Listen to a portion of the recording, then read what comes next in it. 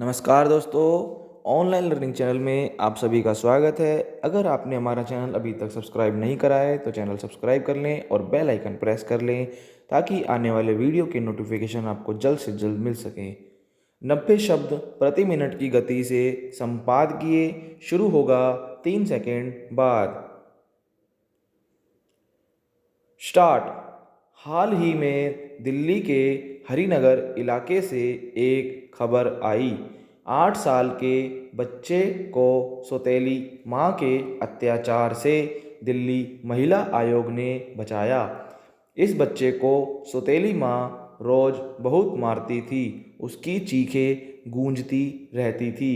आखिरकार एक दिन पड़ोसियों से रहा नहीं गया और उन्होंने पुलिस और महिला आयोग को सूचित किया।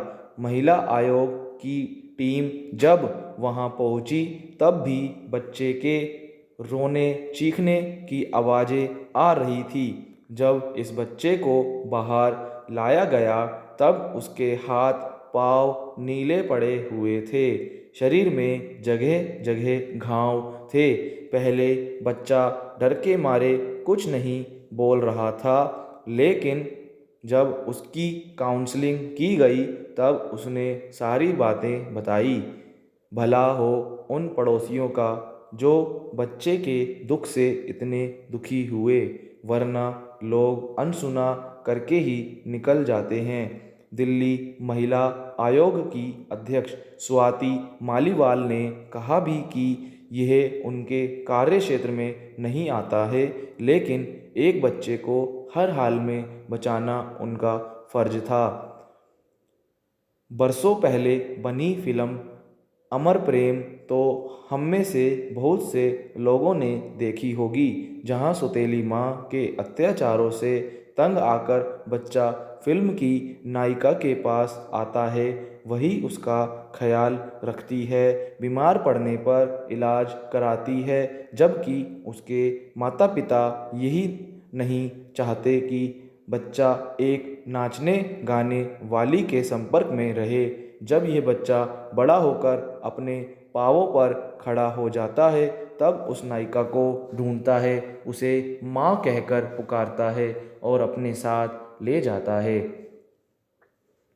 सौतेली माँ के अत्याचार के किस्से हमारे अनेक ग्रंथों, लोक कथाओं में भी भरे पड़े हैं, लेकिन आजकल ना ऐसी कहानियाँ लिखी जाती हैं और ना ही फिल्मों में सौतेली माँ कोई विषय बनता है।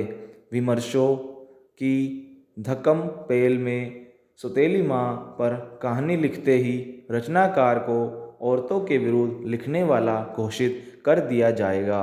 कहा जाएगा कि औरतें तो ऐसा कर ही नहीं सकती, यह सब लिखना तो स्त्री विरोधियों का काम है।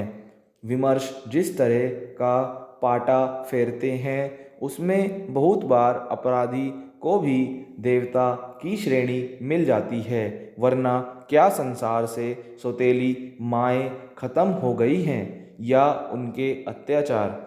मगर आजकल यह बातें ज़्यादा खबर नहीं बनती। सच तो यह है कि अपने देश में हर साल खून की कमी के कारण ही 3 लाख से ज़्यादा औरतें मर जाती हैं। अन्य बीमारियों से भी बहुत सी औरतें दम तोड़ती होंगी। आखिर इनके बच्चे भी होते होंगे। इन बच्चों के पिता दूसरा विवाह भी करते होंगे। माँ की अनुपस्थिति में इन बच्चों पर क्या बीतती होगी। पहले तो इन्हें दादी, नानी, बुआ, ताई, मौसी, मामी पाल लेती थी, लेकिन इन दिनों तो बहुत सी महिलाएं अपने बच्चों को पालना ही बोझ समझती है, तो भला दूसरों के बच्चों को कौन पाले। देखने में तो यह भी आया है कि बहुत बार बेहद नज़दीकी रिश्तेदार महिलाएं भी सौतेली माँ बनकर बच्चों पर इतने भयानक अत्याचार करती हैं कि रोंगटे खड़े हो जाते हैं। सालों पहले हिंदी के एक बड़े अखबार ने खबर छापी थी कि एक माँ अपने पीछे एक बच्चा छोड़ गई।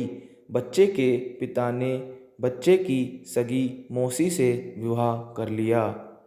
सगी मौसी ने इस छोटे बालक पर इतने अत्याचार किए कि जब संवाददाता उस बच्चे से मिलने गया तो अपने आंसू ना रोक सका। मौसी मारपीट तो करती ही थी, बच्चे को भूखा रखती थी और एक दिन बच्चे की आंखों में बिजली का करंट लगा दिया, जिससे वह दृष्टिहीन हो गया। जब संवाददाता इससे मिला तो वह अस्पताल में था। उसकी दादी उसके पास बैठी रो रही थी। बच्चे के हाथों में चॉकलेट थी। इतनी तकलीफ में भी उसने संवाददाता से पूछा, अंकल आप चॉकलेट खाओगे? हर धर्म और समुदाय में बच्चे सौतेली माँ के अत्याचारों से प्रताड़ित होते हैं। स्टॉप।